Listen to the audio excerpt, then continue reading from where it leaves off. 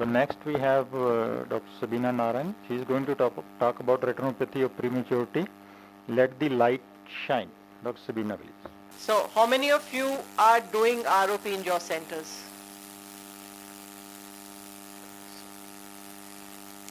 Screening. Because most important is screening, and I think last PG teaching I did cover screening, so I'll be hurriedly moving from the screening part. And now we go on to the treatment also. So the basic thing here is for these small babies, if we want to let the light shine in their eyes, we have to literally go ahead with screening. Each and every one of us has to be well versed with screening part of it. All right. So retinopathy of prematurity is important. I am highlighting again and again because if we know that India has highest number of preterm babies. 1 in 10 babies born in India is preterm. And if we look at it, it's a huge burden, and if they are not diagnosed and referred in time, they would go blind, and look at the blind years the child has to live through. It's going to be tremendous economic burden on the country. So if we see that 2 lakh of the children who are born preterm are at risk of developing ROP and need to be screened. Of these, only 10% are going to require treatment for ROP. So we continue to screen these babies till the time the vascularization is complete or they develop ROP.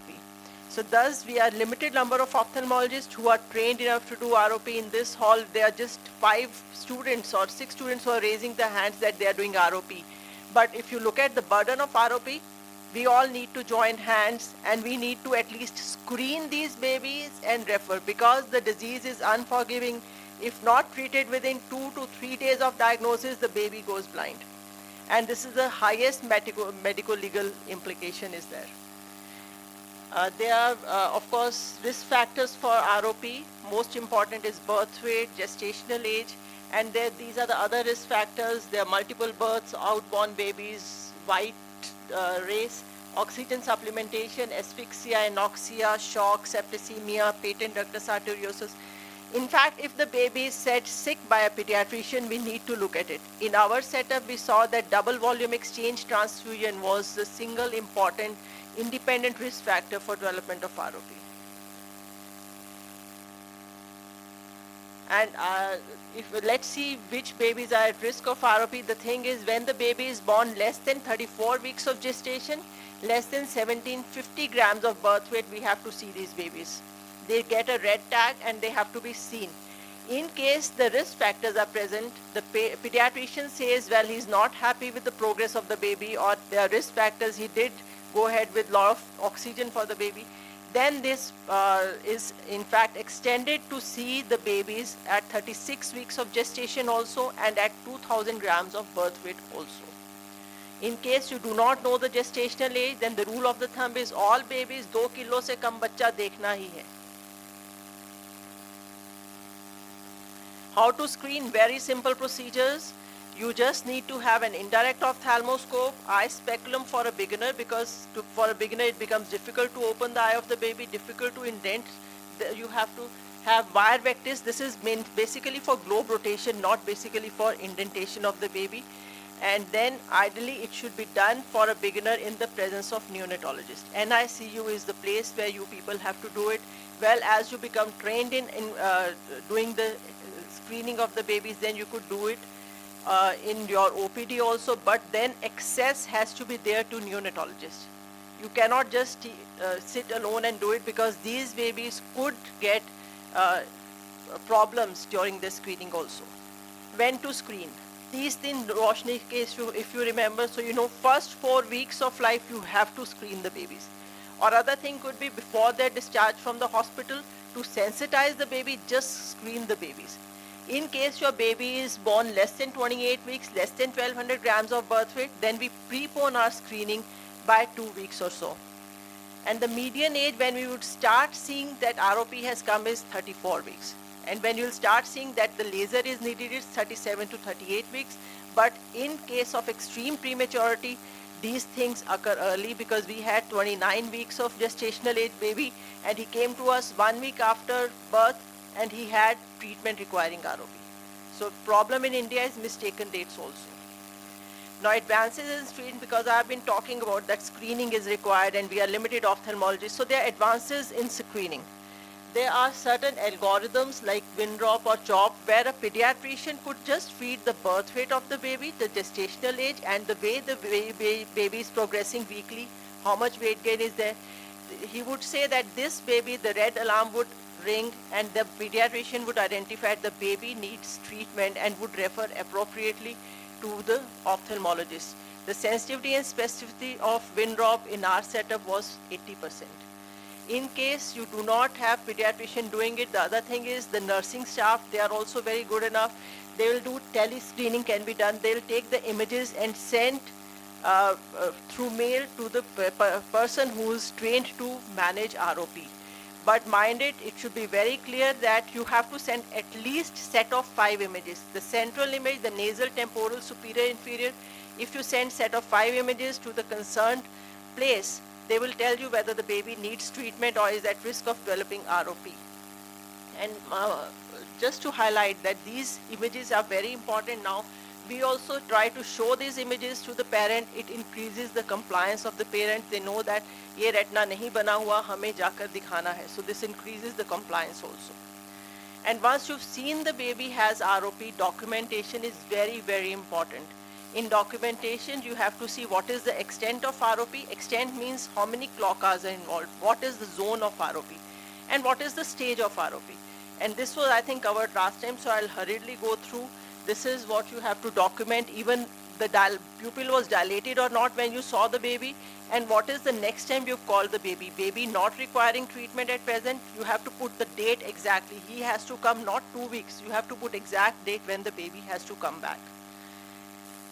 And if you understand this cartoon, it is that at 16 weeks of gestation, the blood vessels start forming and then they start going slowly, and they reach the nasal ora striata by 32 weeks and they reach the temporal ora striata by 40 weeks. So if the baby is born premature, they would just stop anywhere in between. So the vascular maturity or the zones where it has reached depends on how soon the baby is born.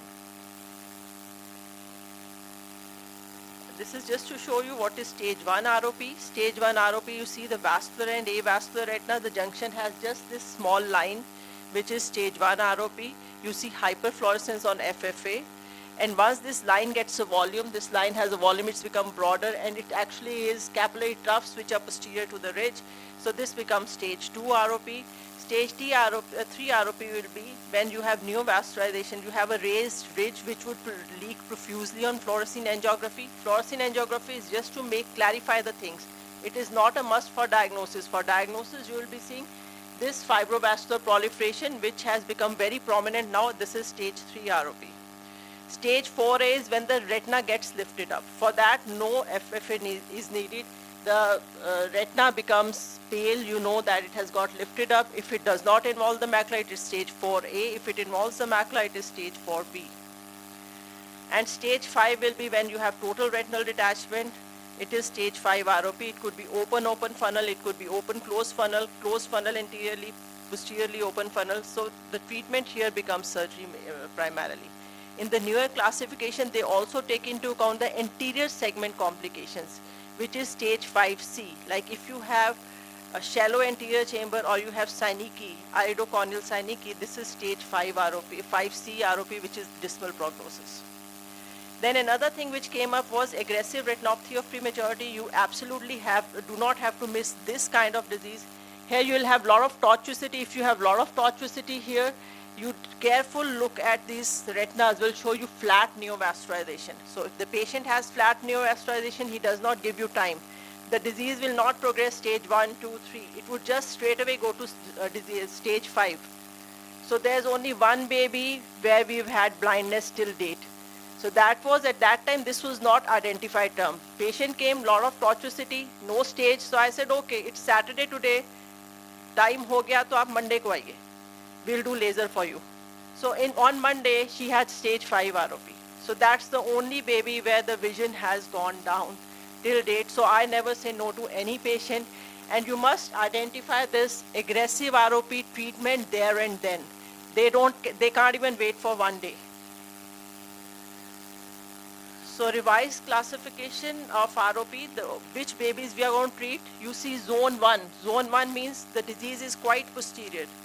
So zone 1 you will identify on clinical test. If you are doing with a 28 diopter lens, you are seeing whatever field of view with disc on one side you are seeing, that is stage 1 ROP, that is zone 1 ROP. So all ROPs in zone 1 with plus disease need treatment. Stage 3 even without plus disease. Fibrovascular proliferation even without plus disease you have to treat. And zone 2, stage 2 and 3 you have to need, in zone 2, stage 2 and 3 again needs treatment with plus disease. Without plus disease you could follow up these babies closely. And in zone 3 ROP, they do not comment whether you have to treat or not, so those babies can be kept on follow-up. What exactly is plus disease? I showed you stages, I showed you zones. Plus disease is dilated tortuous vessels. So there will be venous dilatation, arterial tortuosity. Earlier it was in all 4 quadrants, they used to say this is plus disease. Now it is at least in 2 quadrants, and it's a continuous spectrum. If you see there's slightly, this is normal, and there's slight increased tortuosity in pre-plus, and then there's more increased tortuosity in plus disease. So what I do is, in case my baby is having some amount of tortuosity, that is pre-plus disease. If I see progressive pre-plus, then next follow-up you see the tortuosity is slightly more, you call it plus disease and go ahead with treatment. Treatment can be in the form of laser ablation or cryotherapy. Cryotherapy nowadays is not done because that requires general anesthesia, so there's a problem in getting general anesthesia for these babies. So laser treatment of the avascular retina is the best treatment. And these are the results. If you see ET-ROP studies, around 15% still has unsuccessful outcome. And with cryotherapy, it was a lot higher. 44.7% were unsuccessful outcome in those babies. Laser treatment could be done with green laser or red laser. It has to be done in pediatrician presence, and it can be done under local anesthesia also, because giving GA to these babies is tough. But monitoring has to be there. Now the days, the trends are shifting to pharmacotherapy. All those who attended wet labs, we just told them the way to inject these babies. It's a safer strategy. Means you need a shorter needle, or you penetrate the normal needle, just penetrate half of it with, half of the needle goes in. Antiseptic has to be given, patient has to be followed up 48 to 72 hours after injecting, and recheck the baby 1 to 2 weeks. So it's not that simple doing pharmacotherapy for these patients. The main problem comes, one is the timing. The timing for this pharmacotherapy, it has to be only when the VEGF levels are high. So that means you can inject them 32 to 42 weeks post-conceptual age. If you inject before that, the VEGF levels are low. If you inject after that, again the VEGF levels drop. So this is the only time when you have to inject 32 to 42 weeks of post-conceptual age. And after that, you have to follow up these babies, because the major thing is recurrence and vascular arrest is well known. Recurrence means us time pe you will see after 2 weeks everything gone, very happy. Patient's happy, photo shows excellent results. But when the baby comes back, typically after 4 months, or even after 4 years it has been seen, if vascular arrest was there, reactivation can be seen. Reactivation means you will have the ridge becoming again, it will become prominent, vessels will dilate again, so you again have to do laser for these babies or re-inject these babies. So therefore, it's not a one-time treatment. You have to keep these patients under follow-up till you have complete vascularization of retina. If till 55 weeks the vessels don't grow, we go ahead with laser treatment. This was reactivation. You see new ridge has formed ahead. That was the original ridge. This is the new ridge which has formed. The vessels have progressed further, but every center does not have access to fluorescein angiography. So once you are injecting, you have to be careful to follow up these babies carefully every 2 weeks. So what we are doing is we are giving combination treatment. Like this is a baby who's coming, his macula is hardly formed. There's lots of dilated tortuous vessel. We went ahead with anti-VEGF agents, let the vessels progress. The vessels grew past the macula. We went ahead with laser treatment. So laser has to be confluent laser in these babies. So most of the centers are doing confluent laser, combined treatment of anti-VEGF and laser treatment. Then surgical aspect I am not touching in the interest of time. Surgery is again another thing. If it's stage 5 ROP or stage 4A or stage 4B, you have to go ahead with surgery. But the story does not end here. You've done good job with the patient. Patient has started seeing, or seeing you will not know, you'll know that the ROP has regressed. But these babies need lifelong follow-up. Tell them that we are friends for lifelong. They will have higher chances of cataract, glaucoma, retinal detachment. So once a year follow-up is a must. It has been seen quality of life also is bad for patients if they don't see, worst for the family members who get them every time. But yes, it is there, so we have to make the life good for them. Never say no to a ROP baby. Always see the baby, tell them when they have to come next time, and be good with them. Summarizing, ROP screening requires lifelong association with the baby. It requires dedication, precision, and perseverance and patience. Increasing burden of ROP emphasizes the role of comprehensive ophthalmologists in screening, treating, or referring the ROP babies. Do not say no to a preterm baby. See all preterm babies and refer if required. If you can treat, go ahead with treatment. Thank you. Thank you, Dr. Sabina, for a very excellent talk on ROP. Nowadays, I think a lot of legal issues are there if the child is not referred at a proper time for screening. So some indications he has already given, even for a pediatrician, the online data, if they enter, they can know whether the child is going to develop ROP or not. So they need to incorporate the role of the ophthalmologist, especially the retina specialist, to screen those ROP babies.